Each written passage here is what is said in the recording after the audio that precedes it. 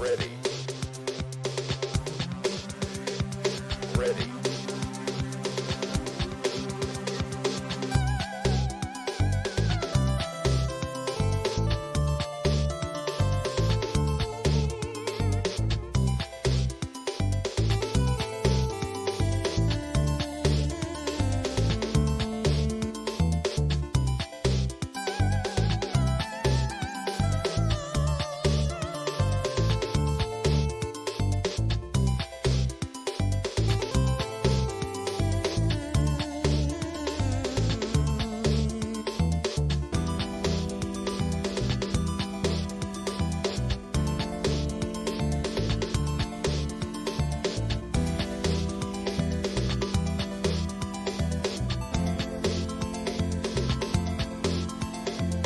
Ready.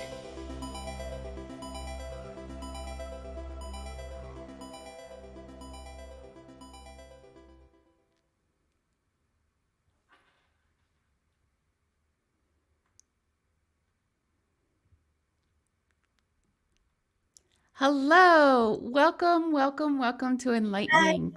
Hey, thanks for sharing your time and attention with us today. Today we have Fog Dong on as our guest who's going to teach us about KubeVela. She's a maintainer on the project. Fog, tell us about yourself. Sure. First, thanks for the invitation.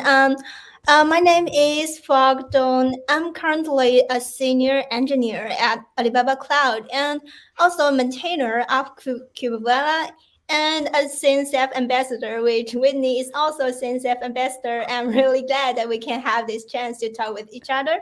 Yeah, I have been, actively involved in the open source community and particularly in the cloud native DevOps field. Yeah. That's amazing. So happy to have you here. And we have lots of guests saying, lots of folks in chat saying hello. Thank you, Hi. Lisa, for coming. Hi. Simon's here. Hi, Simon. Thanks so much for coming. And we have Stro the Dev here. Thank you for being here. So I didn't know about the CNCF ambassador thing. I kind of was vaguely aware that some people I looked up to were CNCF ambassadors, but I didn't really understand even what it was exactly when I applied for it. What made you think that you wanted to apply to be a CNCF ambassador? I think, being an ambassador, because we are all both chosen. So I think it means that we can just, doing what we are doing right now, have some, propagate the CNCF projects, write blogs, the webinar, such things. And it's pretty exciting because, we are both involved in the community, and it's great to have this reward and the power to share more with the community. Yeah. It's nice to have that validation, I think, that we're doing things right. And also, I like being like a positive like woman role model, to be like, there's so few women in the cloud native space. So having a little bit of extra attention to be like, hey, women are here, we're here. When you're talking about the ops person, don't say ops guy. Like, we're here too. Ops people, ops folks. Yeah. So I think that's really important. Amazing. When I go out to have some speech, sometimes the audience will think that I'm like a product manager, but not a developer. Oh, Project. yeah. They assume you're A product manager, interesting, or marketing or something. Yeah. Yeah, Yeah. sad. It interests me and a little bit sad. It's true. Yeah, yeah. Because yeah, I do my best in life in general not to make assumptions about any people ever or really anything, which I think is part of what makes us good in tech. You shouldn't make assumptions about what something is going to do, or but it works with people too. Yeah. So, yeah, so we have another hello in chat. Fabrico's here from Argentina. That's so cool.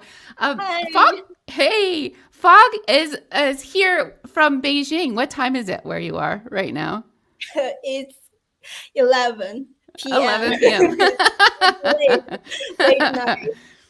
When we scheduled the show, you told me you're a night owl, so I don't feel too guilty. Um, That's okay. I'm a late night kind of person, so that's cool. Yeah. I think it's so, I mean, I just think it's so amazing that we have like Fabrico here from Argentina, and then you're here from Beijing, and then I'm here from Texas, and we're all just hanging out in real time. Like it's such an amazing world. I guess it's cloud native technologies that power a lot of this experience, huh? Yeah. Excellent. Well, I'm going to start moving behind the board. What I would love to hear from everyone in chat, I would love to know, have y'all used KubeVela before? Have you touched it? If so, what's your experience been like? And if not, like, what are you hoping to learn from this show today? We'll definitely get to that. Or if you have any questions right off the bat for Fog or for me, please do ask them. And throughout the show, be liberal with your questions. We're happy to chat. And then Fog, from you, while I move behind the board, I would love to hear about your career path and how you came to be a maintainer on an open source project and how you got into open source in general. Okay, cool. Cool. I'm gonna introduce right now, and you are going to the board.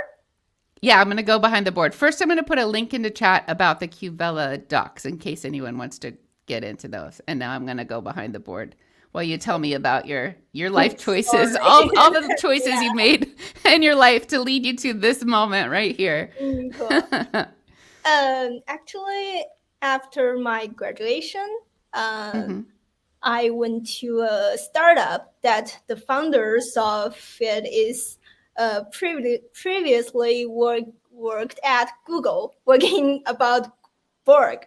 So they just set up this startup company to build something on Kubernetes. And that's the first time I get involved in cloud native. And then I know the power of the community, and I started as a contributor to some cloud native projects like Tacton. And then that company was acquired by ByteDance. And then I left the company and went to Alibaba Cloud. And because I had some previous experience, contributing to the open source projects, so I get the job at Alibaba Cloud, which I'm really lucky to have this chance, because I can fully concentrate on cloud native and, contributing to the KubeVela project and become the maintainer of it. So that's really exciting. Yeah. That's awesome. So being a maintainer is part of your job? Yeah, sort of, because I still need to, focus on some commercial product that based on our open source project Okay. in the company. And that's pretty common. Yes, a pretty common pattern for companies. Oh, can you hear me? Running a open source project.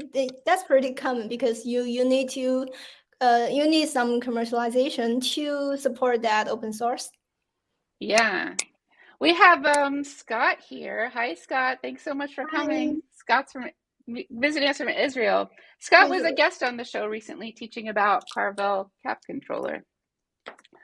I'm almost ready here. So did you feel like when you first started contributing, did you feel welcome?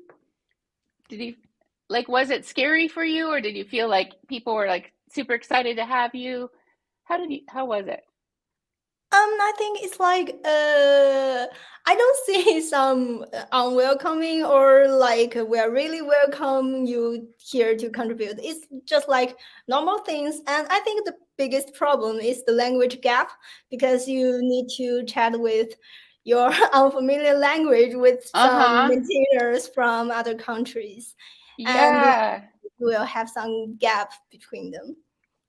But but And but I think the code is a unified language, so basically that's fine.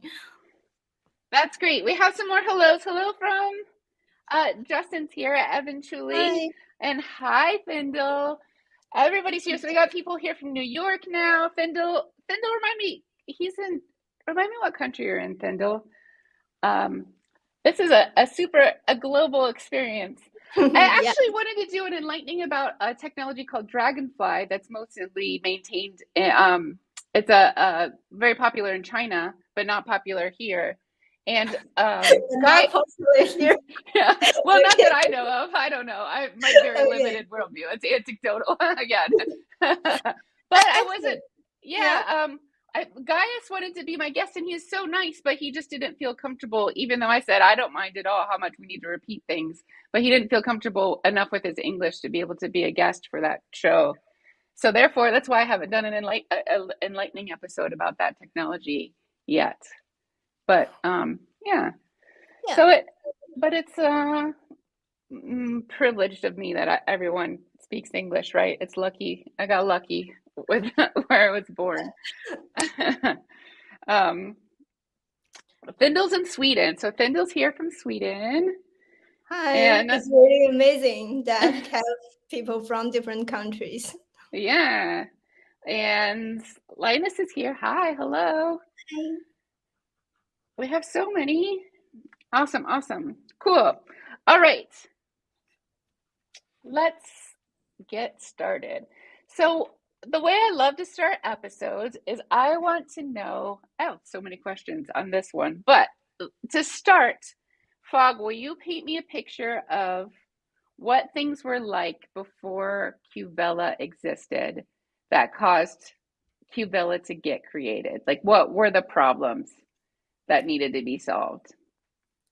Yeah, so before KubeVela, it's pretty common because, the fast growing of the cloud native infrastructure.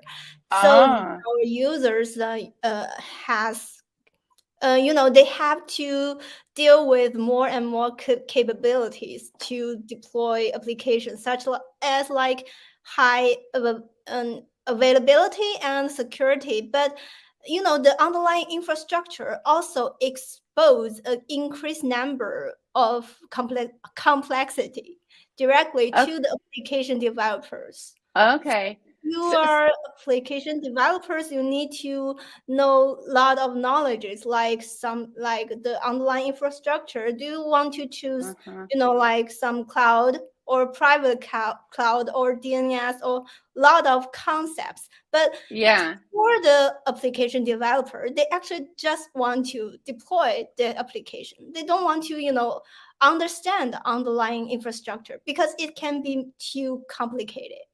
Okay. So what you're saying, what I'm hearing is, tell me more about like the fast growing part of cloud native space. So are you saying like a company knows they want to get into cloud, they like buy their first managed Kubernetes on one cluster, and then all of a sudden poof, they need all of these other things and they're just adding them on with before um is that like what do you mean by the fast growing nature of it? For example, if a company want to get in the cloud native, he might first, uh, apply have a Kubernetes cluster, and Uh-huh. then he have to have one guy that is Or familiar girl. with Kubernetes, which Okay. in a small company they might just have the application developers who know little Mm-hmm. about their underlying infrastructure, and their demand may be very easy, just to apply that application Mm-hmm. in. And it's better if they can leverage the power of cloud native but know little about that. Otherwise, So, they have to, have a team that is what we call DevOps team in that company. okay. So a lot of operational responsibilities falling on the application developer. Yeah. Yeah. And then you already started to kind of mention SIB. Um, let's write some examples of those things. Like you said, DNS, for example. What? The experts. Oh, we have a lot of friends in the chat right now. So we have hello, thanks for coming. Hi. We have hi, yay, so many so many great friends. Hello. Yay. Okay. Oh yeah, this is wonderful. I appreciate all y'all for being here. That's my Texas, all y'all. So a lot of operational responsibilities Responsibility. is falling on application developers. So this is stuff like worrying about like ingress kind of stuff, like DNS. You said. What other things might fall on them?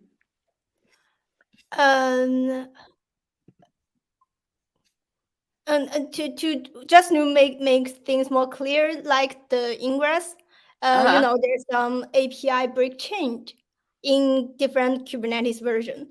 So if you Okay. just want to have the capability of ingress, you need to make Uh-huh. sure that they match the different versions of the underlying clusters, right? Mm. So it's a very specific case Mm-hmm. that shows that if you want to leverage the capability of Kubernetes, you have Mm-hmm. to be an expert. Otherwise, you Okay. not deal with that. Yeah. Um, yeah, backing service. Yeah. All kinds of things. Let's see. And not, yeah. Okay. So we have to worry And about backing services. We have to worry about the way traffic's routed. As an application developer, you don't want to think about any of these things. You just want to think about programming your application. Right, Findle? I know Findle's an application developer. That's why I'm calling Findle out. that's Uh, cool. Nick, the first one. Hello. Thanks for being here, friend. Hi. All right. So that's what's happening. That's the problem space. And honestly, Fong, this is a problem space I've heard about many times now from many different technologies. So I'm Yeah. very interested in the KubeVela take. Are you able to hear me? Yeah, but I Okay. cannot see your video. Yeah, it just left me. Let's see if I think you're gonna see my face trying to troubleshoot it right now. Let me try just unplugging it and plugging back in. And if that doesn't work, I'll just restart the browser. And if that doesn't work, I'll restart the computer. It's like IT hour with Whitney. I've Oh, I also saw a friend that he said, "Hi, here's Zhiqiang from Hangzhou," and he's actually a maintainer of Chaos Mesh. Oh, cool. Welcome. Okay, so I'm going to restart my browser. I'll be right back. Okay.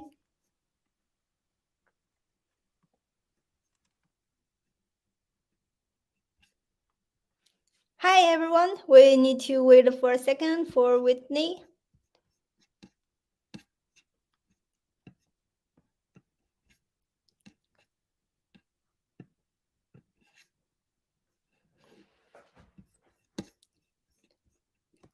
Hi, I'm good. Thank you. It's pretty late in Hangzhou. Hi, Nick. Oh, hi, Lisa. Lisa's asking that where I'm living. I'm living in Hangzhou, which is a city in Zhejiang province in China and near to Shanghai. Maybe you are more familiar with Shanghai. Yeah, we're just chatting. Hi, Winnie. Hello. Thanks for keeping it going, y'all. It was just a browser restart, So, okay, so we're just saying that this is a common problem, and it leads me to a question too, which is I'm hearing a lot about. I feel like it's really popular right now to talk about platform engineering, Is this in that same family of platform solutions?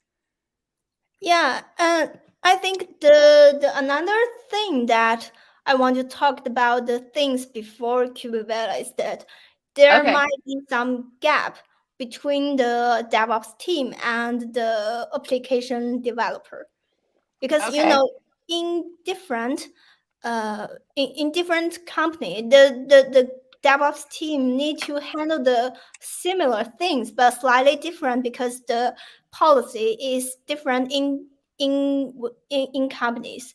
So uh, we try to in KubeVela, we're trying to find a way with some abstraction layer to unify, to with this abstraction to let DevOps team to build their own platform. So and beside that, the users can have a unified experience. So they might just need to care about the application. So the goal is for the application developer to only care about the application. Yeah, And the DevOps team wants to supply that experience, right? That's the goal of the DevOps team specifically, is to give that experience to the application team. yeah. And then And when you say there's a gap, what do you mean there? because if there's no abstraction, the developers need to know some underlying infrastructure or Oh, some okay. like different concepts, because we all call it application, but the concepts may be a little different in different companies Yeah, because of the that makes business sense. logic and policies and such things. So the goal of the DevOps team is for the app developers to only have to worry about their own application. Yeah. Yeah. So I'm right, for the app devs to develop.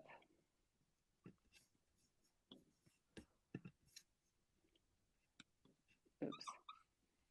Excellent. All right. So that's before KubeVela. So KubeVela swoops into the scene to save the day. Yeah.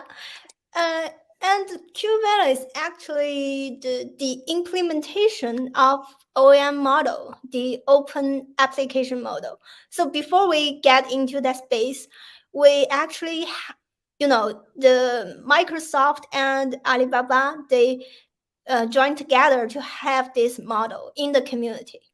Yeah, open application OAM, model. Yeah, open application model. yeah. Okay, so I don't want to write this. OAM. OAM. So this is we did an episode recently on dev file, which aims to be a specification for how a development environment is defined. So Yeah. this feels like it's meant to be a specification for how an application should be defined. Is that correct? Exactly. Okay. Open application model. That makes a lot of sense because there's no such abstraction in Kubernetes. You're just dealing Yeah. with separate resources, and it really makes sense to have a way to be able to group them into and say, this is all the things related to this particular application. So that makes sense. Open Yeah, application. we want this to be a standard, but there's a lot of way to do it. There's still a long way to do it. Okay, and you said it's Alibaba and Microsoft? Yeah, and when Microsoft joined, post that in 2020, I guess. Oh, it's been around.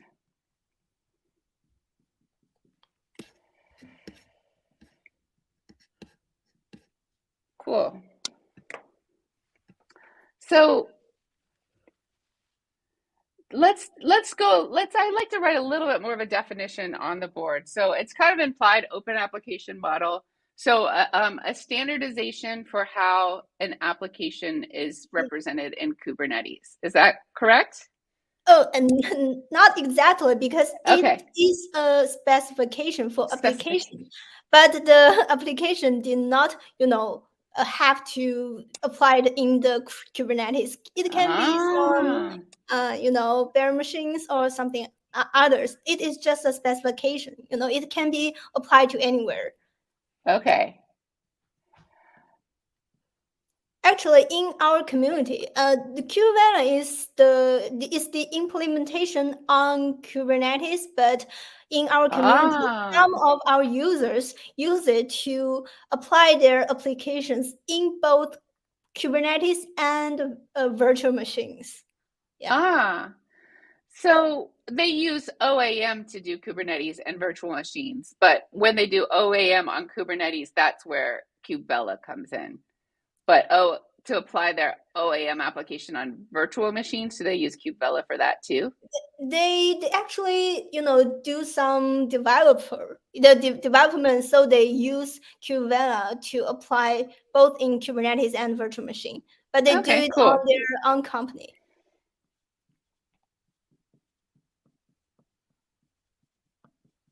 Not necessarily Kubernetes. Yeah. Cool. Okay, so maybe first talk about the. I have a quick question. What if Kubernetes, what if you want to define a Kubernetes, like your application is meant to run on Kubernetes? Can you define your Kubernetes resources in the OAM? Yes. Yeah. Okay. Actually, we to answer this question, maybe it's better to explain the OEM model. Okay. Great. So in this OEM model, we have basically it is basically an application that combines components and trees, and the components is actually what we are used to model the workloads of the application.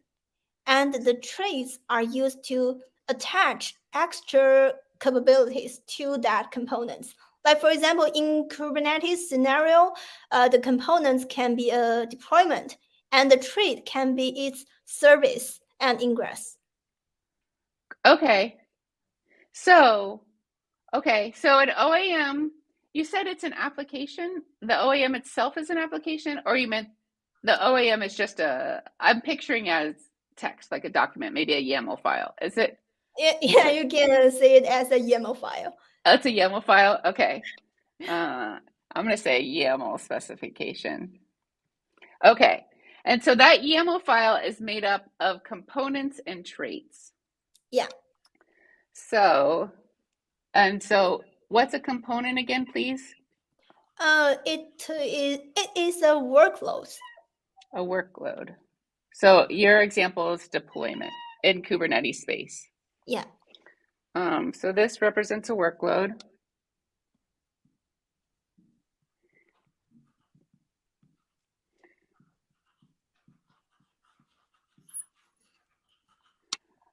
For example, a deployment. I'll change my color.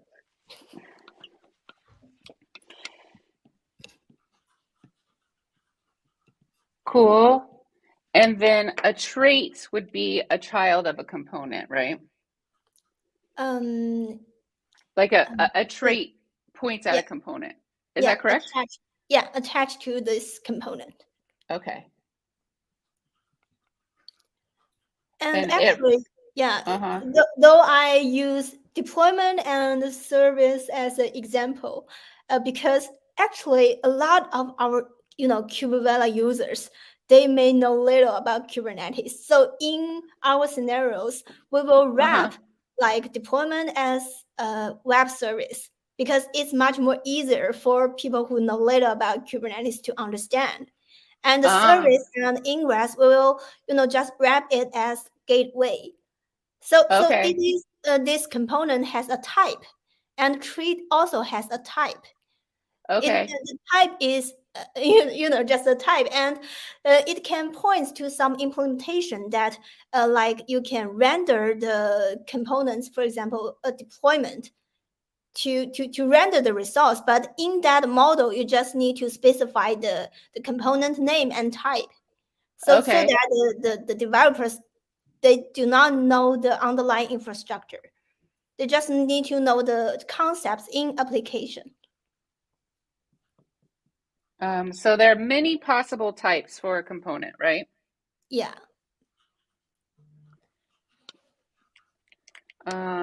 Cool. I'm just writing many types. And then a trait represents, what does it represent exactly? Will you tell me the words again? Some extra capability that attaches to the component, Okay. like service and maybe replicas of the Okay. yeah. In Kubernetes deployment has replica in its spec, but in Uh-huh. OAM, the replica can be a trait because people do not need to know the whole spec of deployment. They just need to, Mm-hmm. maybe in our scenario, the component user only have to specify the image of the component, and he can Or bind she. he can bind several, traits to that component, like service, replicas, storage, such things. So we just Okay. separate it. That makes sense. So there are many types of components, and then once you choose a component type, I imagine that will have its own Yeah, possible traits. yeah. Cool.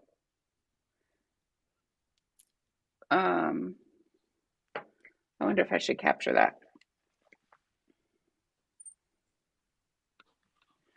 Excellent. So an OAM is a YAML file, so you could declaratively define your application.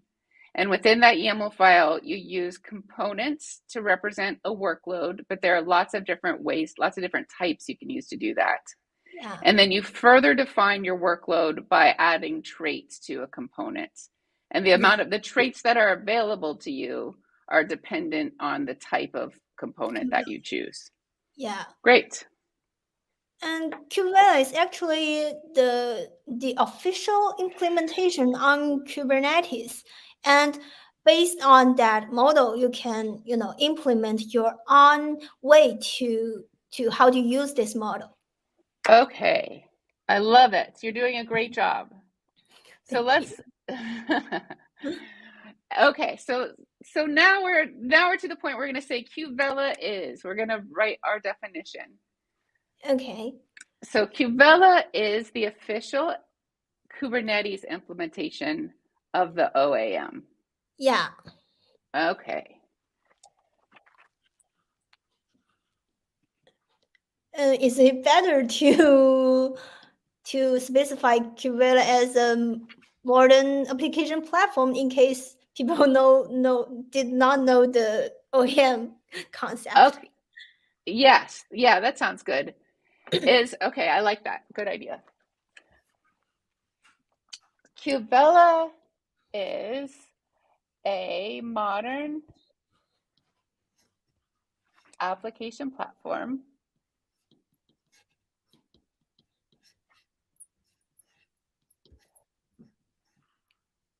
that is,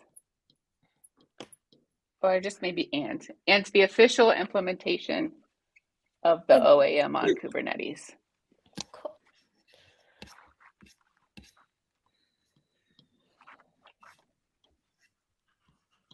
Who declares what's official? And the OEM team. Cool. Is the OAM spec open source? Yeah. And the KubeVela was original, incubated in the OEM organize and moved to a separate organize called KubeVela later. Ah, so KubeVela was part of the OAM, but now Yeah. they've been separated. Yeah. Cool.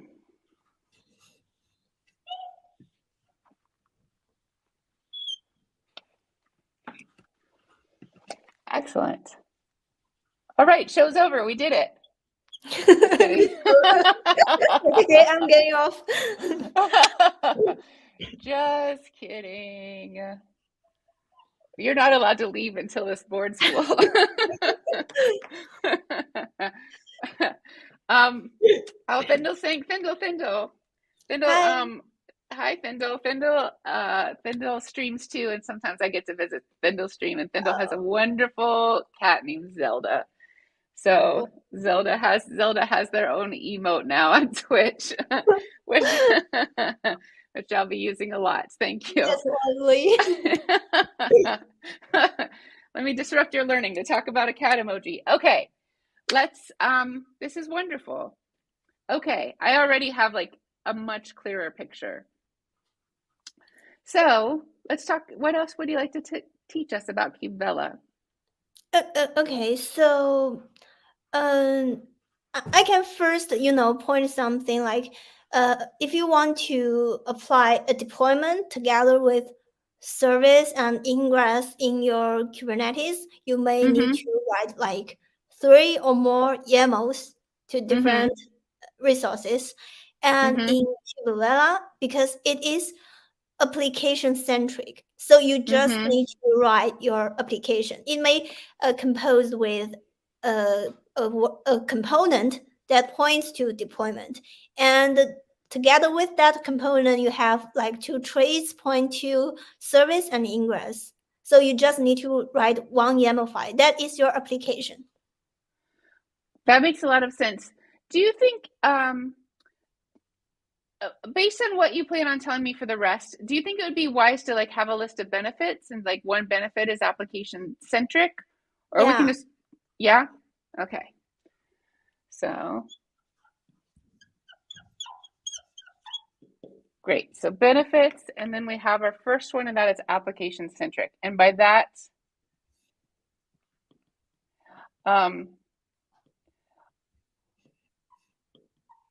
so by that you mean one YAML for an entire application as opposed to having to worry about a ton of different Kubernetes resources.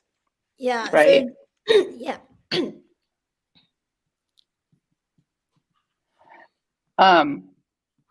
So here's the thing I'm thinking. Yeah. Technically that's not necessarily in and of itself a benefit, because you could just have one YAML that just has all the different fields that, like a YAML can be any length. So this still could be a really complex experience for an application developer. So how is that addressed? A simpler YAML, one simplified YAML for an entire application? Or it's not just a simplifier. It also, covers all the underlying infrastructure to that YAML, because we have this type in components and trait, right? So the type is an abstraction layer. So for the developers, application developers, they just need to choose the right type. And we have some we already have some official types in our community, but for the if you want to customize your own type, that is the DevOps team that they can customize their type, because we use a language called Q. It's a superset of JSON, and you can do some simple logic in that language. We use this as the implementation of the underlying code of this type, component type and trait type. We call it component definition and trait definition. It is definition in the ecosystem. So for the DevOps team, they just need to write some configuration, and they can customize their own components. Because yeah. So for an application developer, you have one YAML for an entire application, and then a lot of the Kubernetes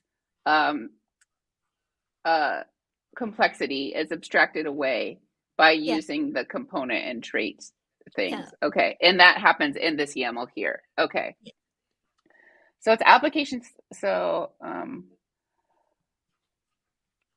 much Kubernetes complexity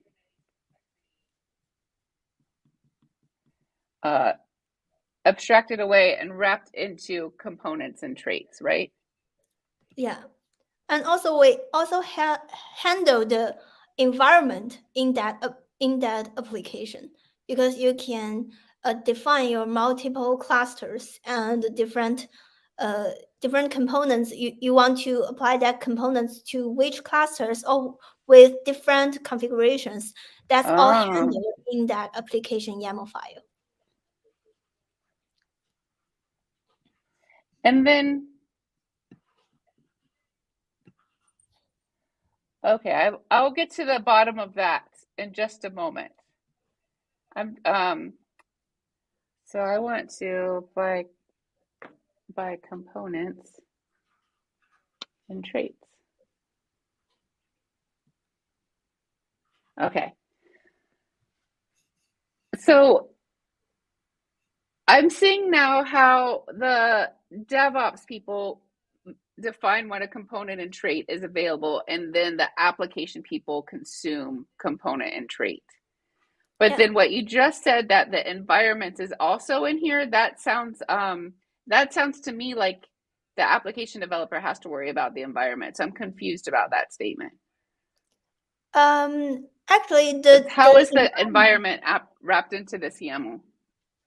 Yeah, so that's the difference between the KubeVela and OEM, because OEM is only the model and KubeVela is an implementation. So while we were developing this implementation, we realized we need to add more to that model. So besides of components and traits, we also add policy and workflow in KubeVela. Yeah, so the multi-environment handle is handled in policy. And if you want to control the delivery process of application, you can write a workflow. But if you just want to make your application simple, you can just write components and trees and it will also work. So the complexity of the environment is abstracted away by these two new abstractions you just told me about. Yeah. Okay. So great. And we still want this application YAML to fully, only focus on that application, because we don't want users to know the underlying infrastructure. So I'd like to say the second benefit here is infrastructure agnostic.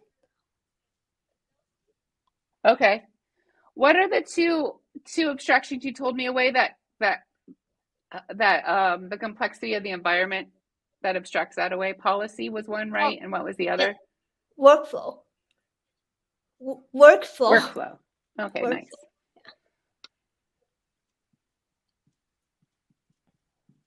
Cool. So an application developer can define their application using these abstractions: components, traits, policy, and workflow, right? Yeah. And they don't, and it's infrastructure. They don't have to understand the underlying infrastructure. Yeah. And that's that's the benefits for the application developer. And we also have one benefit for the DevOps team or the SRE. That is, you can fully all of these components, trees, policy, and workflow. It is they are programmable. They are easy to customize.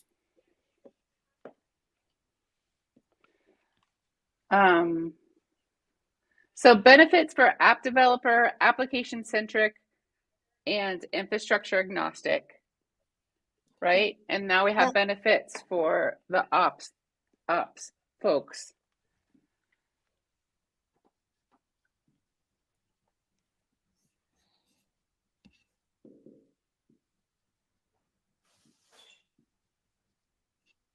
Okay, benefits for ops. And what was that one you said? Programmable? Yeah, programmable. That's a little, will you be more specific about what you mean by programmable? That's a little too broad of a word. Yeah, so with components and trees and workflow and policy, they all have their own type, and the type points to what we call X definition. You can say it as component definition, tree definition, whatever. It's actually a custom resource in Kubernetes, and you can in that definition, you can write the template of the component or the trait. And the template is written in a configuration language called Q, CUE. Okay. So if you want to customize your own component type or trait type, you can just program. You can just write the code of Q codes and apply the type in the cluster, and your developers can use this type. So you can create your own component types that your developers can use. Okay. Is that true? Well, then, okay. I can have one specific example. We talked about the Ingress version is vary from different Kubernetes clusters, right? So for that ops team, they can just write one trait type that in it actually render the resource of Ingress, and with this configuration language called Q, we can write some simple conditional judgment. Like you can write some, if the cluster version is higher than 1.19, then we can use the Ingress version of version 1. But if it's smaller than the 1.19, you can use the version beta 1. So that hides the complexity of infrastructure, because you can hide all them in the type definition. That is what we called. So you can, for an example, is you can relate the Ingress object to the Kubernetes version. Yeah. We have a comment from Eventually.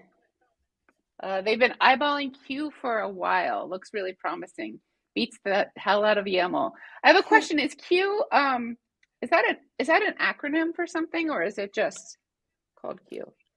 I think it's configuration unify, and E stands for word. I just forget it. Anyway, configuration language. Yeah. If someone in the chat knows it, I'd love to hear it and put it on the board, but if not, that's okay too. Oh, there it is. Yeah. Configure, unify, execute. Unify, execute, yeah.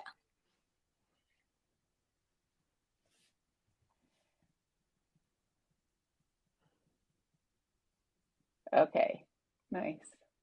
Configure, unify, execute. Nice.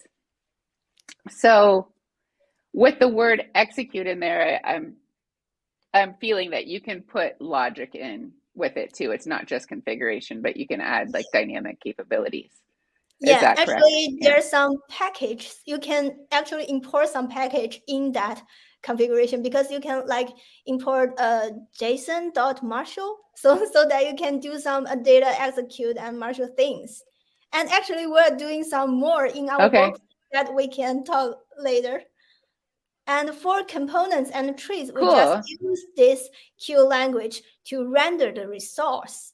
So in this case, we use little capability of execute, more of configure and unify. Okay, cool. And then is it true that that the ops folks can configure components and traits and policy and workflow? Is that all responsible? Are ops folks responsible for all of that? Okay. Yeah, and we also made a lot of best practice in the community. So so if you don't have ops team, you can just and you don't have that much capability to build your own definitions. You can just use what we have developed in the community, and we actually cover a lot of cases. So these are the best cases from the community.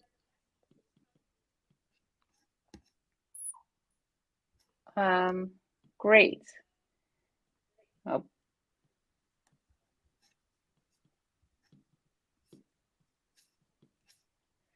So in many cases, so I like that. Like sometimes you're going to have needs that are specific to your organization and sometimes you don't. And when you don't, it's good to be able just to consume what already exists. Yeah.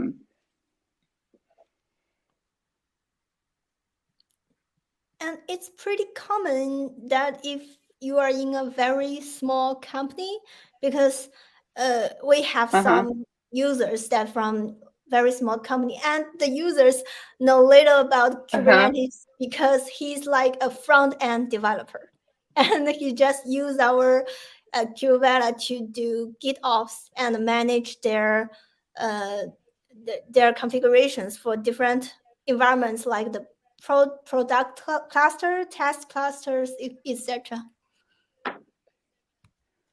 Cool. Traits, policy. Cool. So if it's a big company and you have complex use case, you can encode that into your own definitions.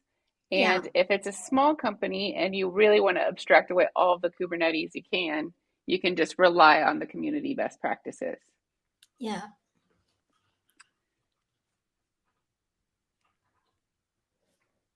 Cool.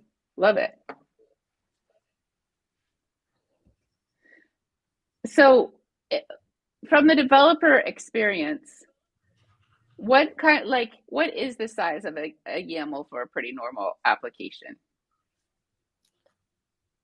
Or even a minimal application? Just components and traits. And with this abstraction, you cannot only have Kubernetes resources in that application. You can also combine the native resources with Helm and like Terraform resources. It can all be combined in one application, thanks to this abstraction layer. So Helm and Terraform, for example, or really, are you saying that would be included where in the application YAML? Yeah, you can have a component called Helm, in which you can just use this Helm as a workload, and also you can have a workload a component called Terraform, and you can specify the Terraform provider you want to use in that component, so that you can just unify them all in one application if your workloads are really varied. So you can create completely new abstractions. You're not confined to these four, is what you're saying. Oh no. The Helm and the Terraform can be the type of component. Oh, got it. Okay, so you can create completely new types. Okay.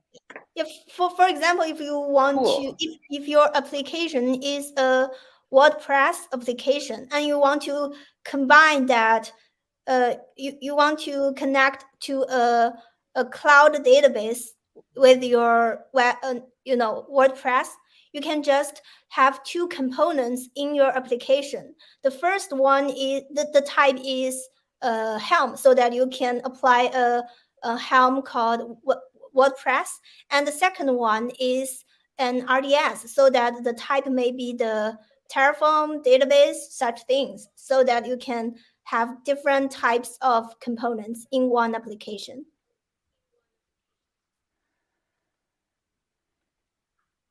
So maybe a good thing right now, it depends on how much you'll have left to teach me, but maybe a good thing right now would be to write something like that down. Like, here's what an example application would look like, and basically capture what you just said. Does that sound good? Okay, so if a typical application, we can write both of the four parts in one application. That is a component, trait, policy, and workflow, right? Oops. An example application. Yeah. All right. Yeah. So we might define a component. Yeah, components. You want to Uh-huh. write it in YAML, right? Oh, I'm gonna write a YAML file. I don't think I'm gonna do that. I'll Um, just put YAML. Okay. I like the visual continuity of every time I mention an object, I put it in that box so you cool. can kind of relate it. And So we have a component in our example application. yeah, and it has a type. We can call it a web service type. Web service. Okay. It is an official component definition in our community, and this web service type is actually applying an deployment to the cluster. And the user, and there's also Okay. some properties to the component, and inside the properties is what users want to have in that component. Okay. So if the case Okay. is simple enough, the users may just want to specify the image. So the properties and image like NGX.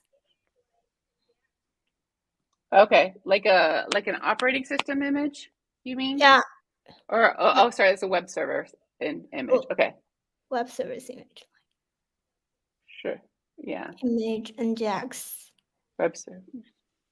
Yeah, so actually what will happening is that in our component definition called web service, we will unify the user input that you put in the properties, and with what we predefined in that definition, unify them together and render the results called deployment. Okay. Yeah. So what are some other examples of properties? Okay, so if your component type is Helm, then the properties may be the Helm URL, the Helm value, the values, and the Helm release name, things like that. Yeah. What you can put in the properties is defined by the definition. In that definition, we have a field called Okay. parameters, and it exposes the properties to that YAML. So for now, our example application just has a web service, and that property has a type that we want to use the Nginx image, and that gets rendered into a deployment. Yeah. Okay.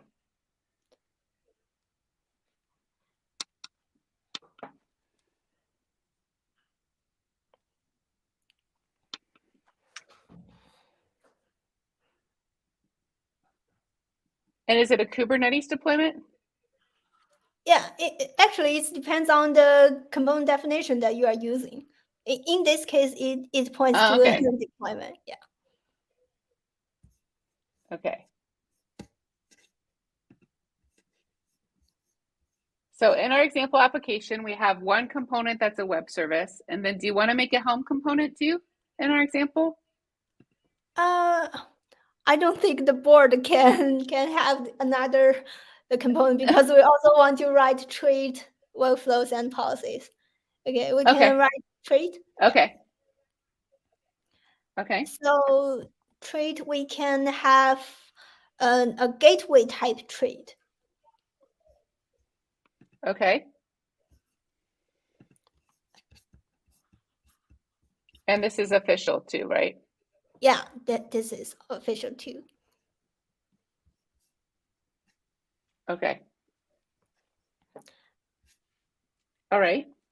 And in that trait, you can have properties like the port that you want to expose and the path of your gateway, actually service.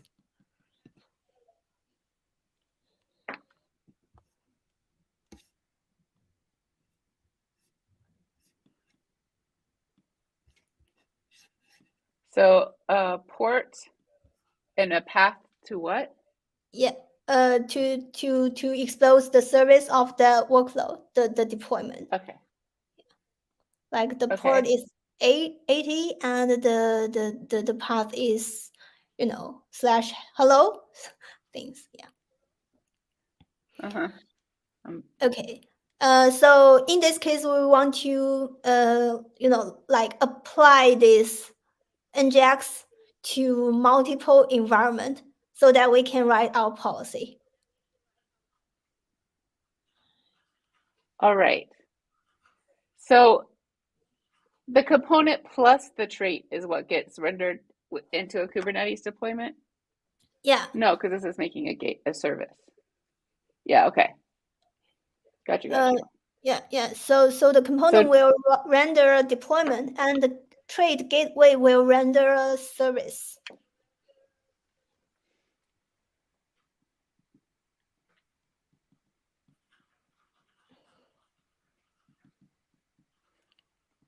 Cool. And next up is policy. Yeah. We can write it simple. You can have, for example, two policy. The type of policy is called topology. That is also an official policy type.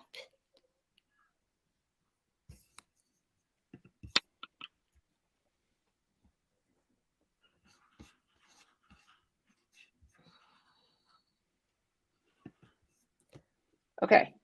Yeah. So the first policy, it can point it to a test environment, so that in that policy we have properties with cluster to local and namespace to test. So that means it is. How does it point to? It can have the all the values are right in properties. So the pointing to the test environment is not in properties? In properties. That's separate. Yeah. It points to the test environment as one of the properties? If you specify the cluster, in that properties, you can specify your cluster and your namespace. So you can define what is test environment in your case. So in this example, we just make it simple. The cluster is local and the namespace is test. So the local clusters means the managed cluster, the cluster that you deployed, that your KubeVela deployed.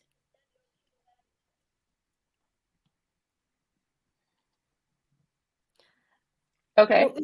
Yeah.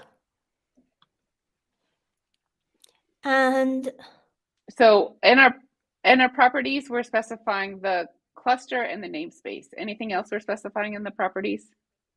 In this case, no. And we can specify two policies because one is for test and another is for product. So the other maybe the cluster. We can still have local cluster here, and the namespace we pointed to product. That means it is the product environment. So, and then this will get rendered into a Kubernetes admission controller? No, it is a abstract concept. What we would do is we were going to use this policy in our workflow. Oh. Yeah. Okay. So then the properties here. Also cluster, but this one would not be local. It would be, it would be local? We're just doing that. It's up to you because, yeah. Yeah. And then namespace.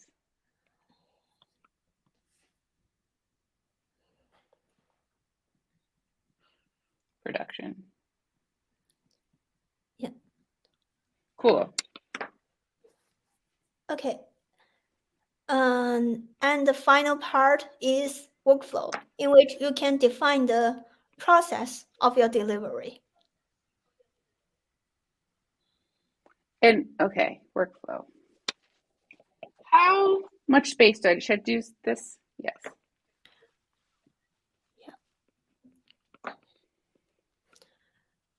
Okay. Yeah, so I want to have 3 steps in workflow. Okay. Yeah. So the first step, the type of the step is called deploy.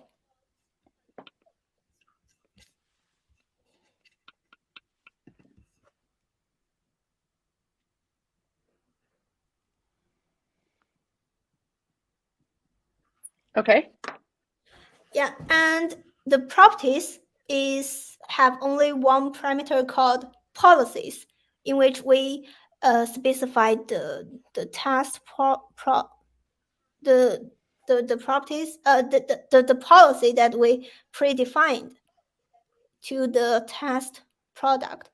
You know, the policy have a name. Okay. We emit that in the case. You can just use a line to point to the policy. Sure.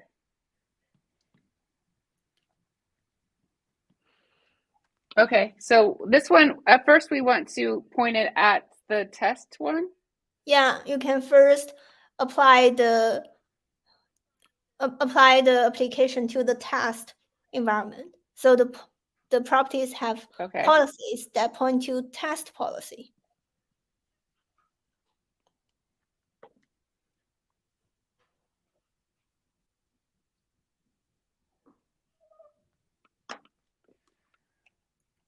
Cool. Yeah, and we have 3 steps here. So the second step is actually a suspend step.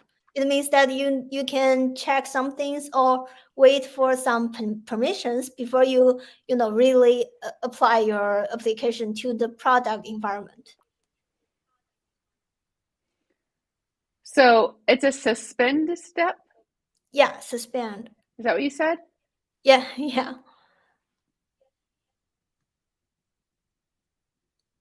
And This one then has you would no perform properties. in the okay.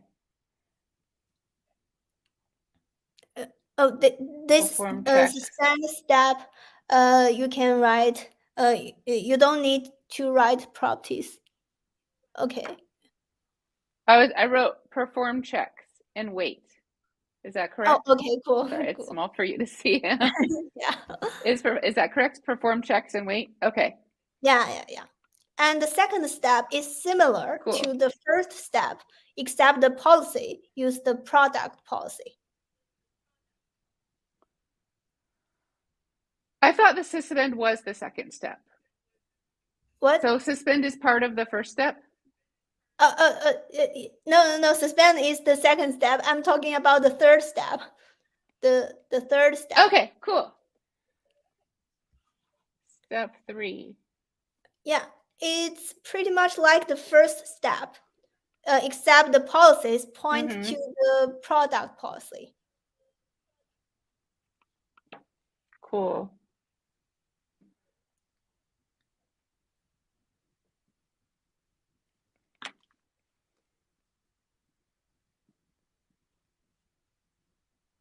And then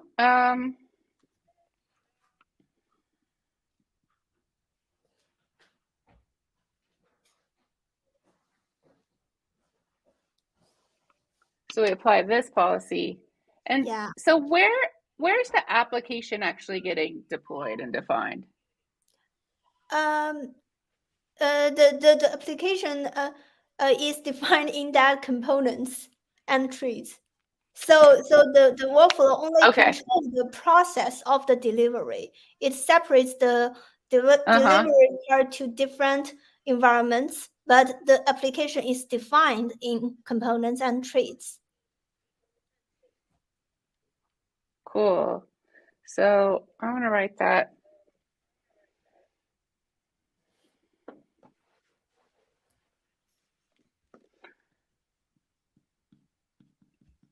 Workflow Defines delivery process. Yeah.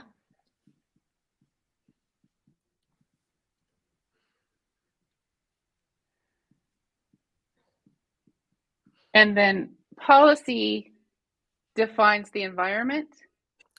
More than just environment. How to say? The policy actually. You know. Wait a second. The policy we can have. Uh. You know, except for the environment, you can also write some garbage collection or other policies. So it's actually a set of rules that can apply to the application.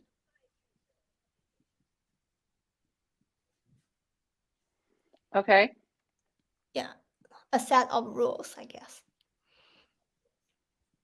Okay. That makes sense with the word policy. Excellent. Yeah.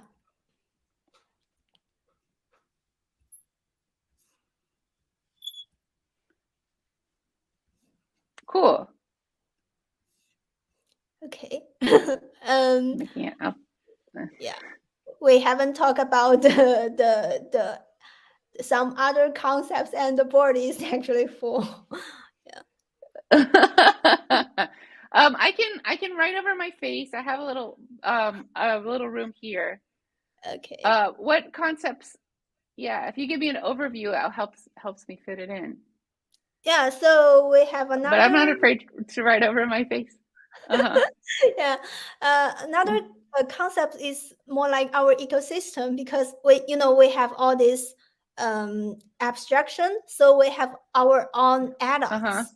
Yeah, so add-ons is actually Okay. when you enabling an add-on, it will first apply some resources defined in that add-on, and together with some definitions, which perfectly suit in that our application ecosystem. So, for example, we just talked about the Helm component type, right? So we are actually, if you want to use this Helm type in your application, the official way to do it is first to enable the add-on called FoxAD. Yeah. Okay. So when we talk about add-ons, since we don't have a lot of space, like you're welcome, I would like to hear everything with the words, but I think maybe with this space, we'll just write some examples of add-ons you can add. Does that sound good?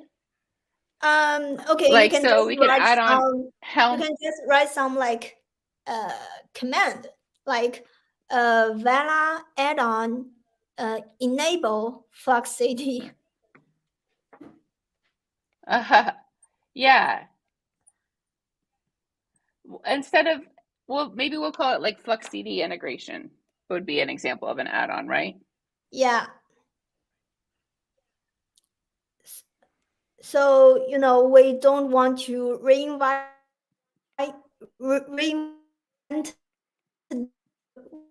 we in the cloud native community. Yeah, that makes So sense. we use this capability, to handle the Helm situation in our cases, and also the GitOps situation.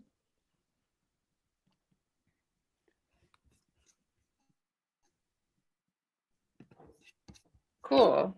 So those are all basically different. Yeah. Yeah. GitOps. Yeah, and we have, GitOps. Yep. And one important add-on is Vela UX, which is our dashboard. We invite this, and we also use it as one of our ecosystem. So we call it an add-on. Cool. Yeah. I assume you would have Argo CD also if we're doing GitOps. Yeah. And there's probably a pretty rich ecosystem of stuff, right? Yeah, we have like more yeah. than 50 add-ons in our community right now. Ah, yes. Great. Make sure I fit. Yeah.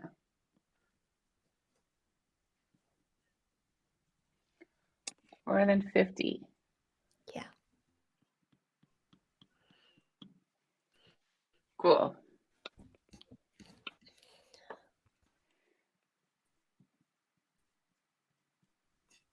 Excellent. Any other ones you want to call out with this last little bit of space?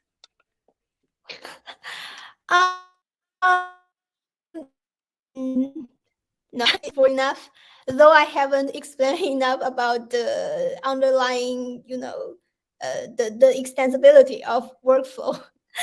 Yeah. Cool. Yeah. The workflow step is a little bit different from the component and treat, because you only render the resources in component and treat. But in workflow, you can do some execution. You can call some functional capability. Like so for example, actually in our workflow step definition, you can not only import the official package of Q like JSON.Marshall, you can also import some KubeVela built-in packages and use our capability. Okay. For example, like in that workflow step, you can not only suspend the step, deploy the components, you can also send HTTP request or delete or update the resources and send some notification, things like that.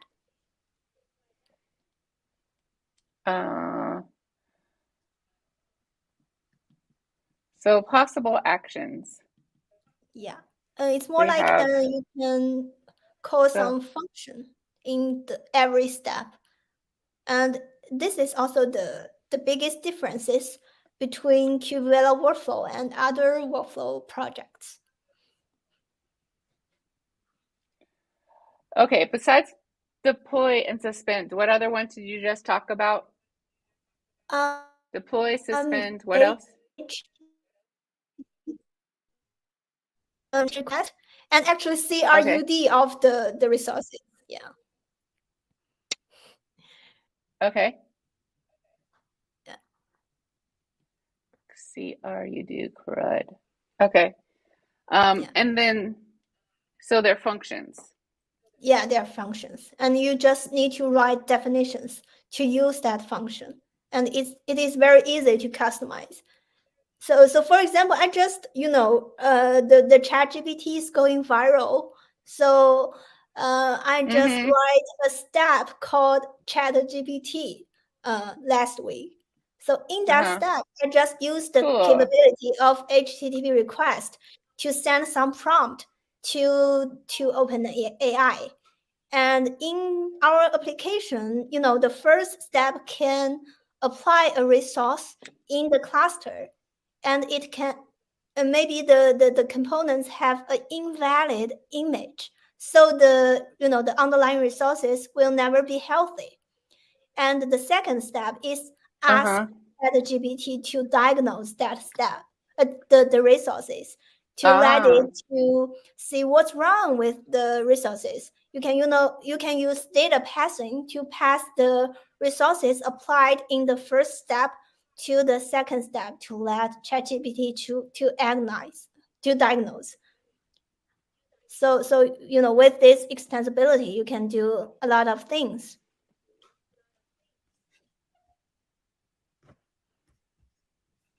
Look, I made some room for my face, kind of. I just have to stand on my tiptoes.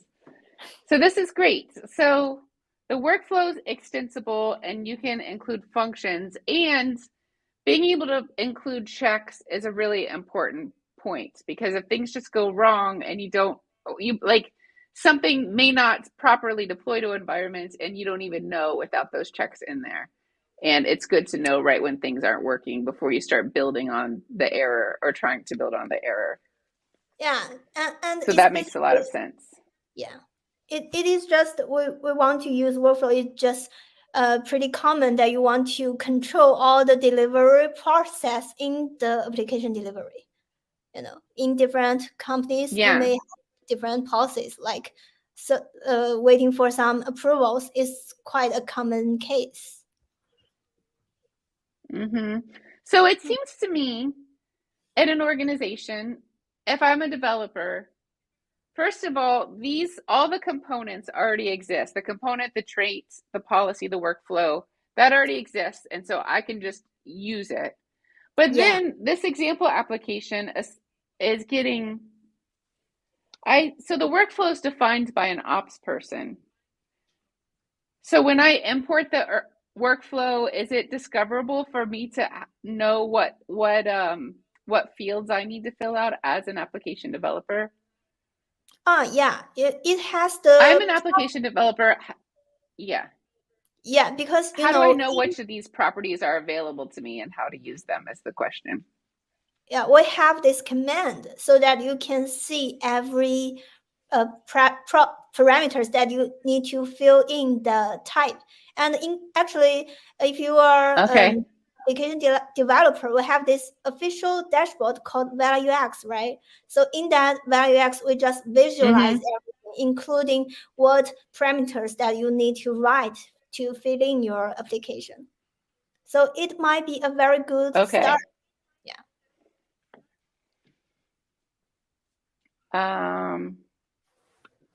Cool. So that's benefits for app dev. What's a good way of saying that in one sentence? Like discoverable. This discoverable I don't know, discover parameters or Resources. Yeah, I resources. like that. Cool. Discoverable resources / parameters. Yeah.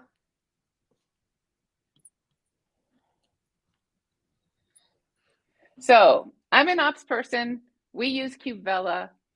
I'm able to create components and traits and workflows and policies that help my developers define their application and talk about where to deploy it and how to deploy it. Yeah. So I'm an ops person and I'm in control of that. Yeah. And then I'm a dev person and I have between this UX or a command, I have a discoverable way to see all of these building blocks that are available to me, these abstractions, and then Yeah. I can use them to plan out how my application is going to get built and deploy, and by abstracting away all of the infrastructure complexity of Kubernetes specifically because KubeVela is made for Kubernetes, but Yeah. but with the OAM model, it could be implemented in other ways that aren't necessarily for Kubernetes. Exactly. And it's actually, Cool. the KubeVela is more like it's kind of like a framework that can help you to build the application platform. Although you can use it directly, but if you want to customize it can be really easy.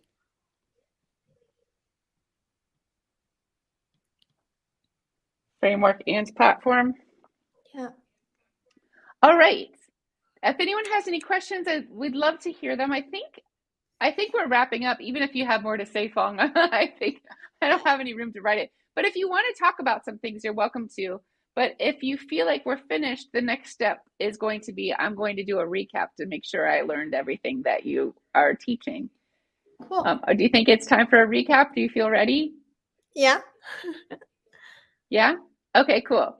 So, and if anyone has any questions, now is the time to get to those questions because after the recap, we'll say goodbye. So, the world before KubeVela, a lot of operational complexity, Kubernetes and otherwise, would fall on app developers. So they would not only have to understand their application specifically, but all the details of defining it and deploying it. And they might have to have deep understanding of their own infrastructure, which an app developer shouldn't need to have. They should be writing code. So there are DevOps teams that exist, and the goal of the DevOps team is for the app developers to develop and the DevOps team to do all the DevOps part. So we want to separate those concerns that we're kind of all getting wrapped up into one role or one team before.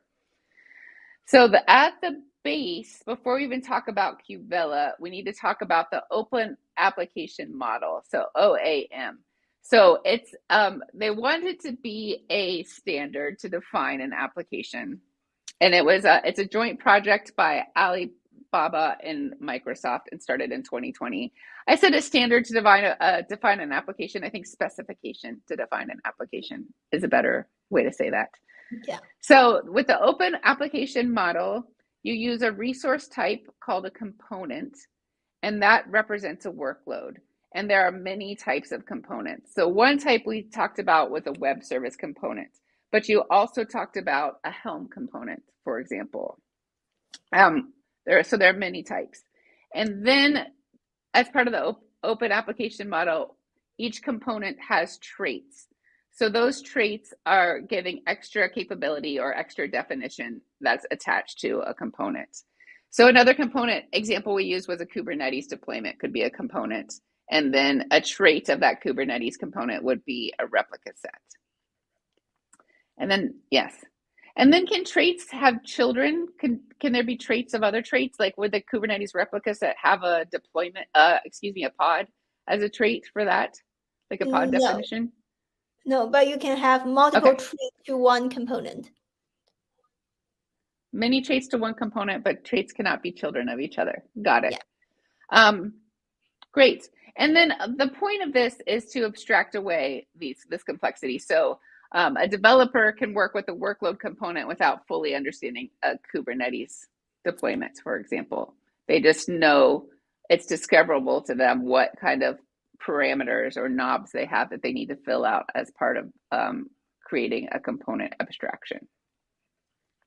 So that's the baseline for KubeVela. KubeVela is a modern application framework and platform, and it's the official implementation of the OAM model. Well, the M is for model, the OAM on Kubernetes. So OAM itself is not specific to Kubernetes, but KubeVela is the implementation for Kubernetes. So from the app developer's point of view, you write an application-centric YAML, just one YAML for your whole entire application. And then it is discoverable all the different choices you have for what abstractions you have, the building blocks you have to create this YAML. And that discoverability is powered by you can do it in the UI, the Vela UX dashboard. Which great. And so then you have one YAML to define for your entire application, and then much of the Kubernetes complexity is abstracted away by the components and by the traits. But then you can also, KubeVela specific, you can define your environment using the abstractions policy and workflow. So the policy is more about the environment, like a set of rules for the environment. The workflow is more, it sounds like the how things are getting deployed within that device. So the policy is the what, the workload's the how things are getting defined. So what's cool so these things are abstracted away from the developer so they can just consume them. And it's also infrastructure agnostic. The developer doesn't have to have any idea where it's going, like to what cluster. It can be multi-cluster, it can be hybrid, it can be all the things. And developer doesn't need to worry about it. And it sounds like even an ops person could come in the background and change a policy, and then all of a sudden it could be deployed to somewhere else, and the app developer's experience doesn't change at all. Is that correct? Yeah. They just don't have to know that part. Yeah. Great. So then putting the ops hat on, now as an ops person, I have all these abstractions I can define and then give them to my developers to use. So the abstractions are programmable, and they use the Q configuration language, which Q stands for configure, unify, execute. So there's a rich ecosystem. So a lot of component types already exist, or a lot of things already exist for all of these types: components, traits, policy, and workflow. But you can also completely create your own that's custom for your own company.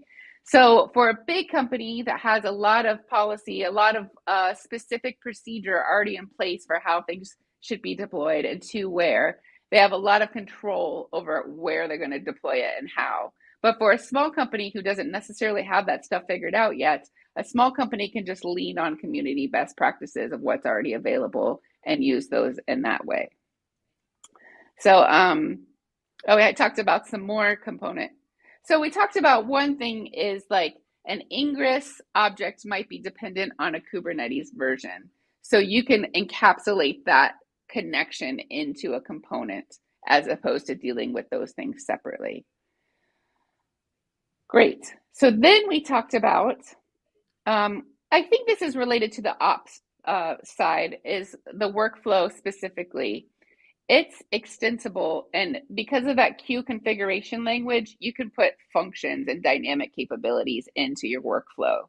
So you can do actions like deploy, you can suspend, which is like wait and do checks. You can do HTTP requests or CRUD stuff. You can do a lot of different things, but they're functions and they can be customized for your exact use case.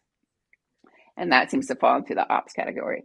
So then we talked about a specific example. So an example application, now this would all be in YAML. So a developer might want a web service. So they would use a component of type web service. And then all they need to say is Nginx. And then the complexity of that is already written into the component, and it's built now into the application. Then the developer might add a trait to that component and say that they want a gateway. And then they might add in a port and then the path that they want to use. And then the developer might add a policy for how to deploy this to test. And that policy they would have to say maybe this local cluster, and they might have to specify a namespace. And then they also might have a second policy for deploying to production, where they would say which cluster is their production cluster and which namespace they would want to use there. So then once they define all those things can be used in a workflow. And the workflow is already defined by ops. So the workflow might go something like, step 1, deploy it into test. And step 2, suspend it, perform checks, wait. And then if those checks pass, then step 3, deploy it to production. So that's a sample of what might happen in a workflow, a very simple workflow. So in addition to all this, there's a ton of add-ons. So there's integration for more than, it sounds like 50 different other CNCF or other cloud-related tools.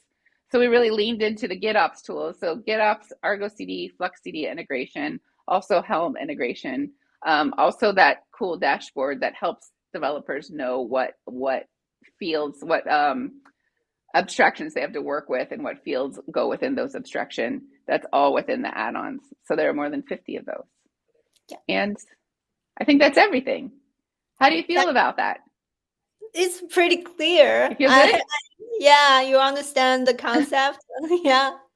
You are now a KubeVela expert, baby. Excellent. Only because you're a KubeVela expert and you're a very good teacher. So I appreciate that.